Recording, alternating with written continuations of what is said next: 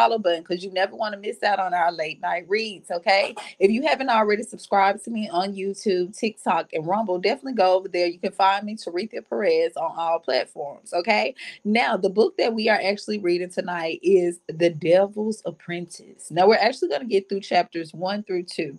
Now, I will actually stop and I will read a couple verses, and that's basically what we're decoding. We're decoding verses, reflections, but the verses that we are decoding are way before it's about the beginning of time. Because we know time isn't real, right? But this is about think about the wars in heaven before the earth was created. This is what this book is all about. Okay. So you can actually find this book as well. It's by Gregory A. Rogers. And we're actually going to stop, talk about it a little bit, and kind of decode what was really going on with the angels. Okay. Now let's start. Chapter 1, The Mentor. Now, this is actually a verse from Ezekiel 28:12b through 13. It says, "You had the seal of perfection, full of wisdom and perfect in beauty. You were in Eden, the garden of God. Every precious stone was your covering: the ruby, the topaz, the diamond, the beryl, the onyx, the jasper, the lapis lazuli, the turquoise, and the emerald, and of course, the gold. Now, the workmanship of your settings and sockets was all within you. On the day that you were created, they were perfect." Now, let's talk about that reflection. Again, that was from Ezekiel 28, 12th verse, 13th chapter. Excuse me, 28 chapter 12 to the 13th verse. Okay. Now, let's start with the story. Okay. This is all about before in the beginning. Okay.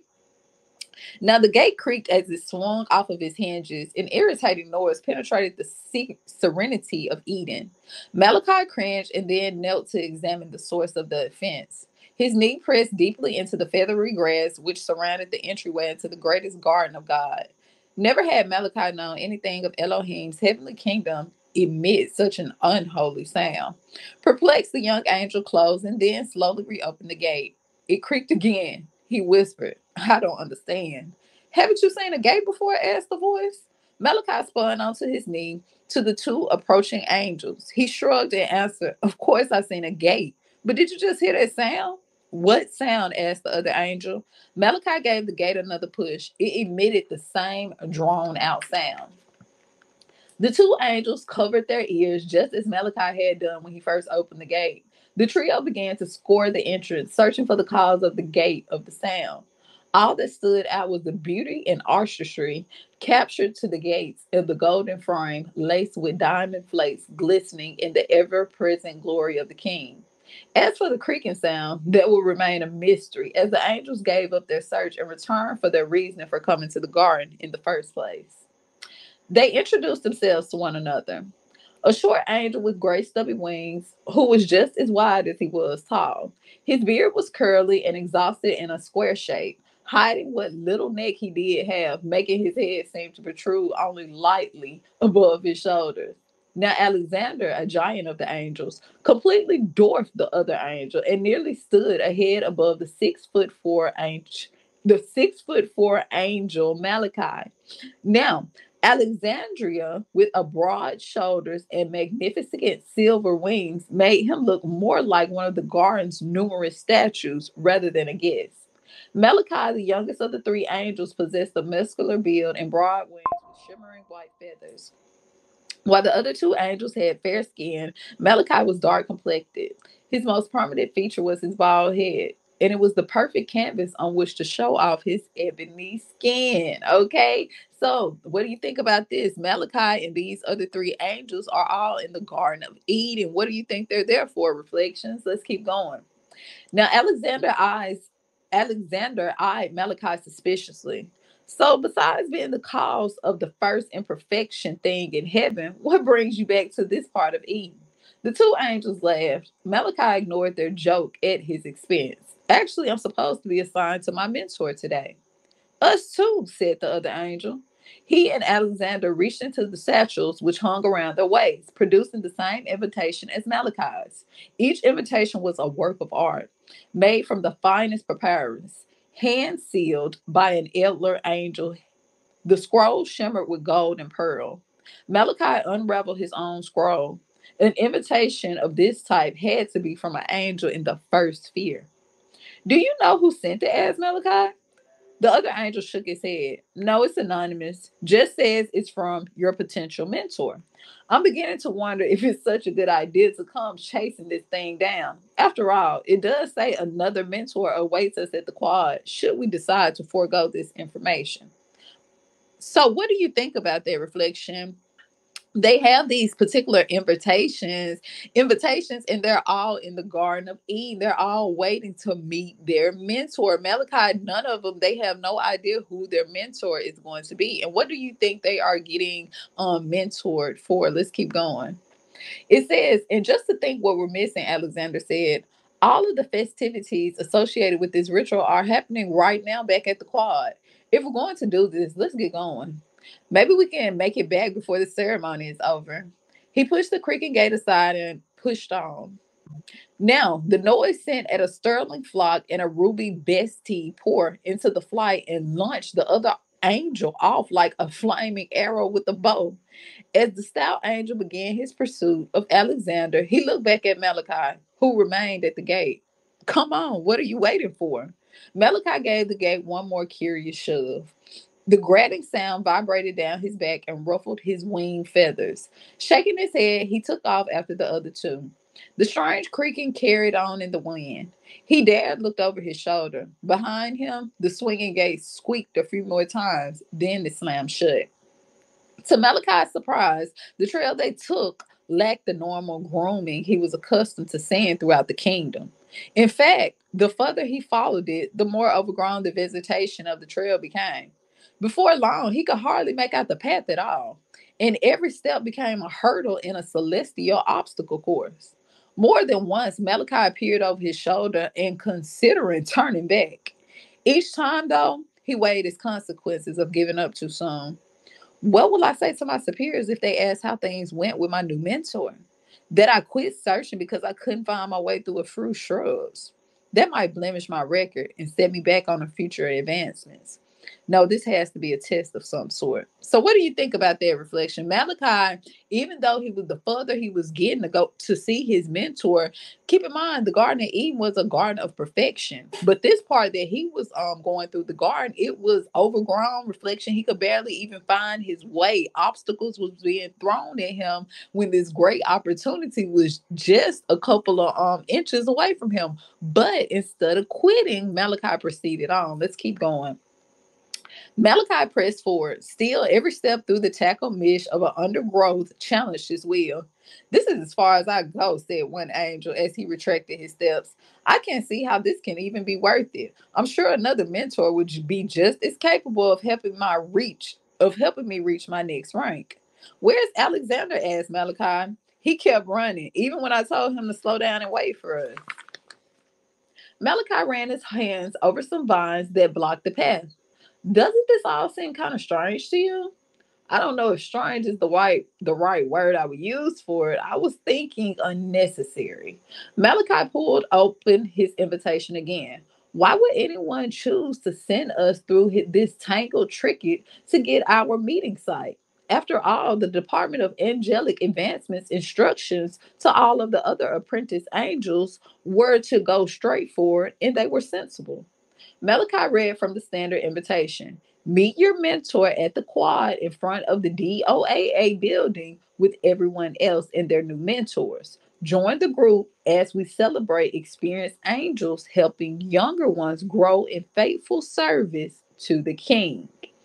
Now, the other angel could manage only exasperated sigh in response as he continued to trudge back to the exit. Malachi looked again at the alternate invitation the three of them had chosen to pursue. It stated, meet your special mentor by a way of entrance through the east side of Eden.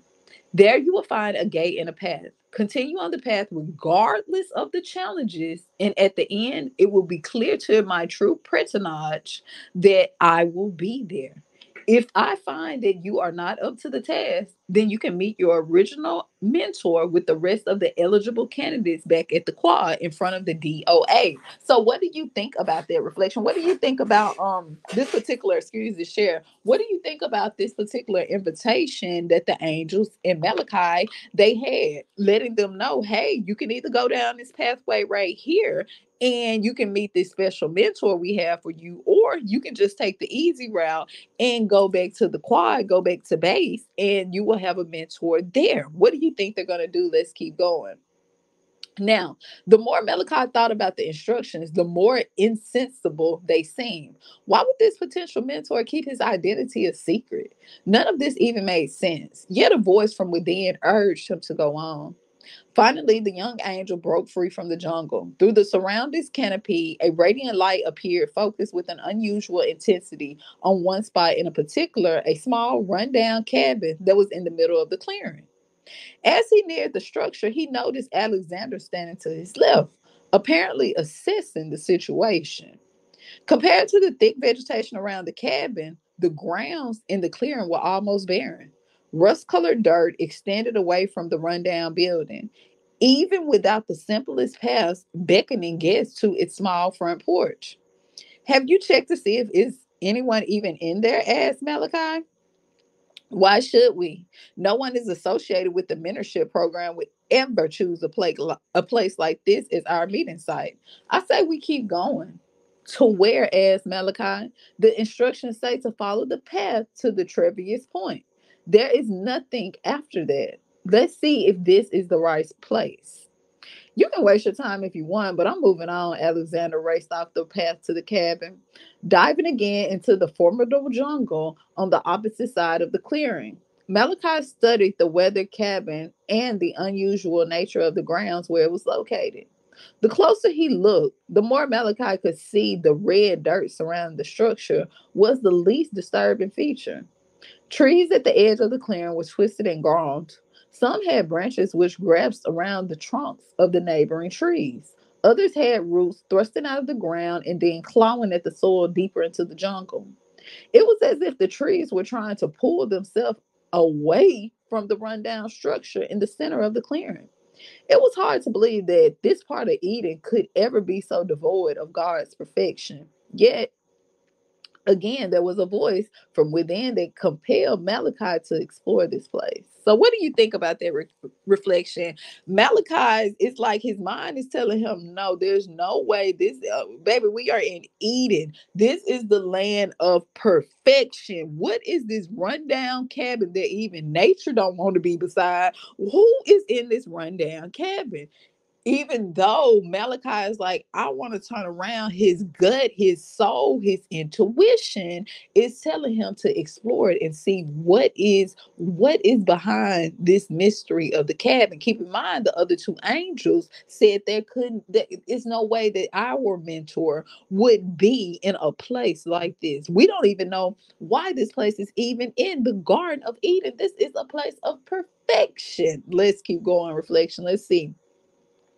It says, yet something about this cabin produced a strange sensation that rippled down his back and caused his wings to flap nervously. Malachi knocked, uncertain of who or what awaited him on the other side. Sights and sounds. Several shahoos shirried along the ground near Malachi's feet. Their soft red fur matted and disheaved. These small rodent-like creatures normally produce a sound of communication that took place between the members of their herds. For some reason, this group seemed strangely out of tune, and the synchronization of their movements was off. As Malachi watched the herd chaotically stumble over one another, moving past him in rolling waves of fur, he was startled by a deep voice calling out to him from the cabin. Enter Malachi, I've been waiting for you. Slowly, Malachi turned the doorknob and pushed open the door. It too creaked, just like the gate.